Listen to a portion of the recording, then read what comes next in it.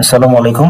আজকের টিউটোরিয়ালে আমি দেখাবো যে উইন্ডোজ 11 এ কিভাবে ডেস্কটপ আইকনগুলো যদি কখনো হারিয়ে যায় বা ডিলিট হয়ে যায় সেগুলোকে আমরা কিভাবে ফেরত আনতে পারি। তো আমি দিস পিসি এটা ডিলিট করে দিচ্ছি। তো এখন এটাকে আমি কিভাবে ফিরিয়ে আনতে পারি এবং অন্যান্য যে আইকনগুলো আছে যেমন রিসাইকেল বিন, নেটওয়ার্ক, এগুলোকে কিভাবে ফিরিয়ে আনবো।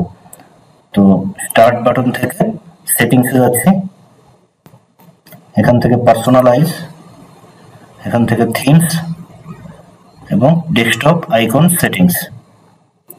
তো এখানে দিস পিসি অর্থাৎ মাই কম্পিউটার এই আইকনটা নিয়ে আসবো, রিসাইকেল বিন নিয়ে আসবো, নেটওয়ার্কটা নিয়ে আসবো, কন্ট্রোল প্যানেলটা নিয়ে আসবো। তো আমি অ্যাপ্লাই এবং ওকে করছি এবং ডেস্কটপে গিয়ে দেখি যে আইকনগুলো এসেছে কিনা। তো এখানে আমার this PC, recycle bin, control panel এই আইকনগুলো আবার আগের অবস্থায় ফিরে এসেছে। তো এইভাবে আমরা উইন্ডোজ 11 এ ডেস্কটপ আইকনগুলো যদি হারিয়ে যায় বা ডিলিট হয়ে যায় সেক্ষেত্রে আবার ফেরত আনতে পারি। তো আজকের ভিডিওটা এই পর্যন্ত ছিল। সবাই ভালো থাকবেন। আসসালামু আলাইকুম।